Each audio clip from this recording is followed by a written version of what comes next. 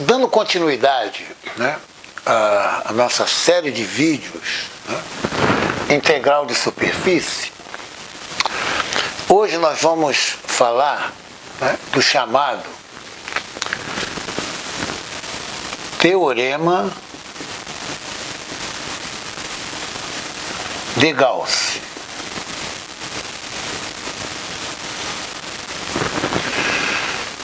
É interessante, se vocês virem vídeos, né, ou livros, eles substituem a palavra teorema por leis de Gauss. Lei, colocar lei. Lei de Gauss.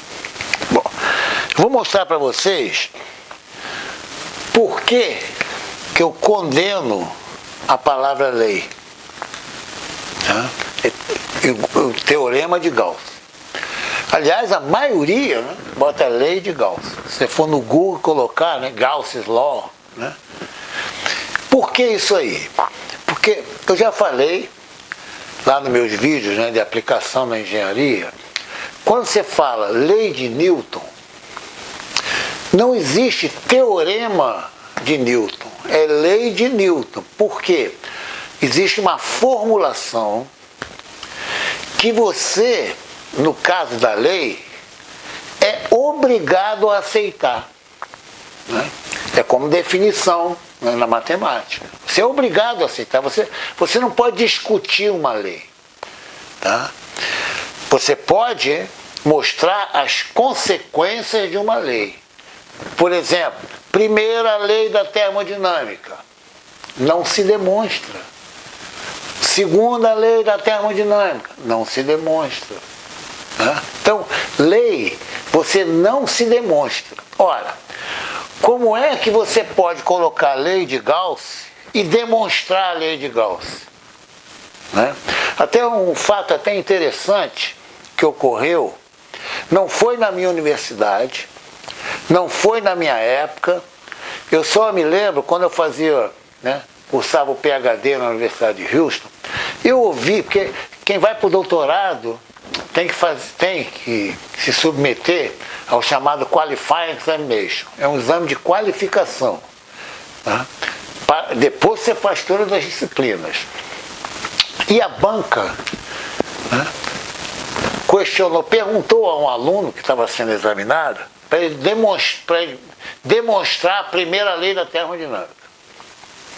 Ele encheu o quadro, né, um brilhante aluno, encheu o quadro. Quando ele terminou, um dos membros da banca que fez a questão, né, que formulou a questão, falou: você está reprovado.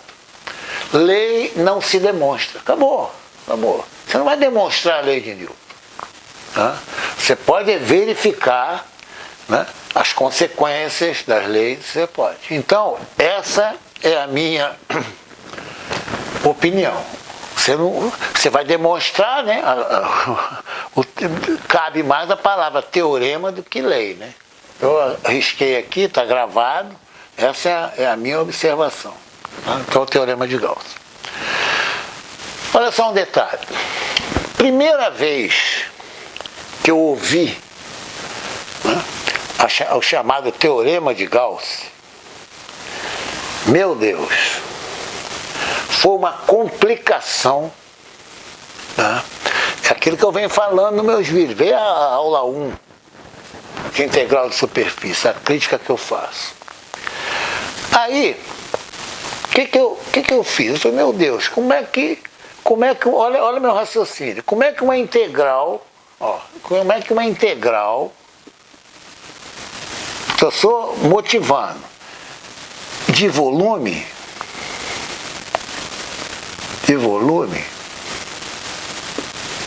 está associada a uma integral de superfície. E bota uma igualdade mesmo. Isso aqui, outro detalhe, eu só dou aula para quem não sabe.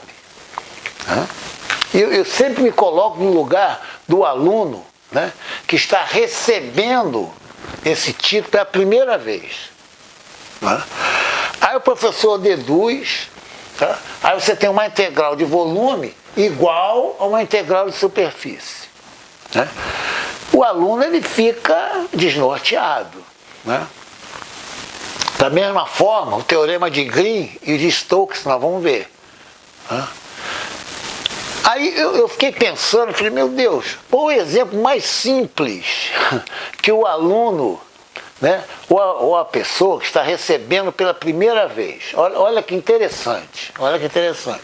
Um exemplo bem simples, né, para você entender. Imagine que eu tenho uma linha aqui, tá? Uma reta. Aqui eu vou colocar, por exemplo, o número 3, e aqui no extremo eu vou colocar o número 10. Olha que interessante. E aqui nesse intervalo eu vou fazer o seguinte, eu vou pegar aqui, ó, por exemplo, 1 menos 1. Aqui, 5 menos 5. Aqui, 7, aqui menos 7. Tá? E o último é o 10. Ó, presta atenção. Eu quero somar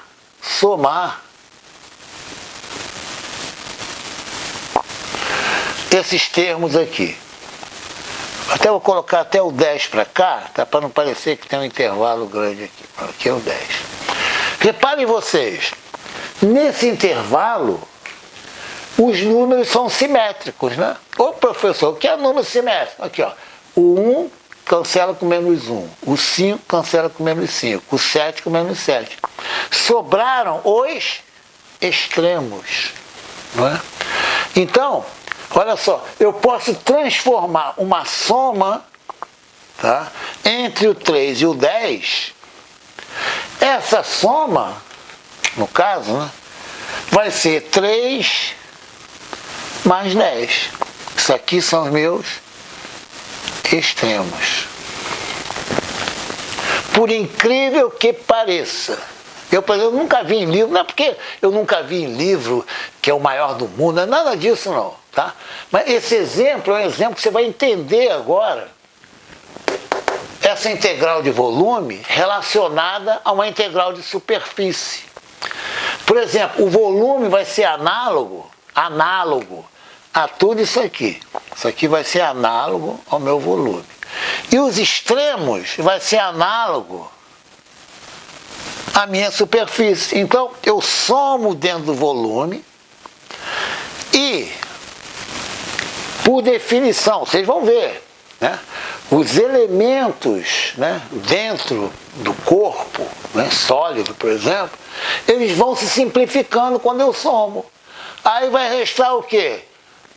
Os meus extremos. Então, por exemplo, eu tenho um corpo aqui, um exemplo, um sólido, né? Eu tenho um sólido, ó. Lá dentro eu vou pegar os elementos de volume, né, e vou somando. Quando chega aqui, ó, eu estou na superfície, então não vai ter elementos para me anular esse aqui. Eu vou mostrar direitinho aqui, eu só estou mostrando a analogia. Então, se eu pegar esse elemento, somar para cá, somar para cá, somar para cá, no caso, eu vou varrer, né, todo esse meu volume e na minha soma, vou somar, integral é soma. Eu vou somar, vão restar somente a superfície.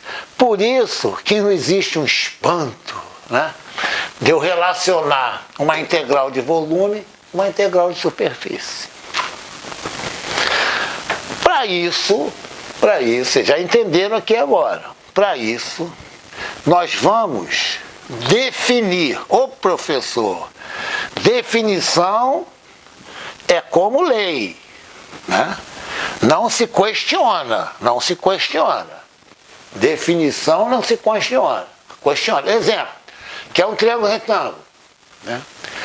É um triângulo que possui um ângulo reto, um ângulo de 90 graus. Acabou.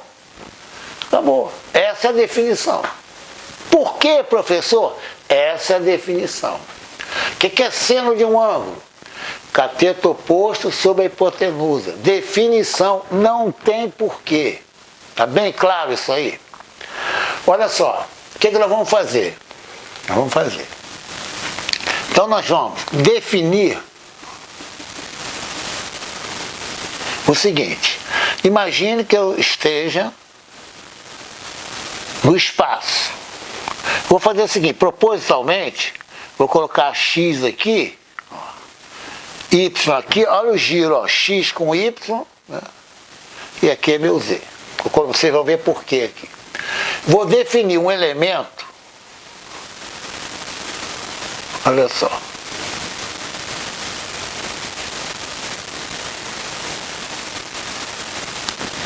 Professor, nós não estamos na matemática, tá? Por que eu estou dizendo isso?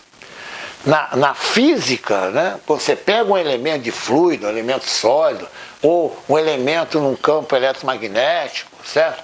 Na realidade, esse comprimento aqui, né, esse volume, tem que ter partículas, né, dentro dele, né? Não tem um vazio, né? Por isso que isso aqui não é uma diferencial, certo? Isso aqui, ó, é um ΔX. Né? Aqui atrás é o X, aqui na frente é X mais ΔX. Nós vamos ver isso aqui. Agora é o seguinte, nós vamos definir, ó, aqui, ó, meu elemento de área, tá? Que vai ser, vou mostrar direitinho isso aqui, ΔY, ΔZ, I. Tá vendo aqui, ó? Tá vendo aqui meu I aqui, ó? Aqui é meu I, tá? Voltado para fora, ó. Aqui, ó, voltado para fora, né? Aqui, ó, não é meu eixo dos Y, então aqui não vai ter Y,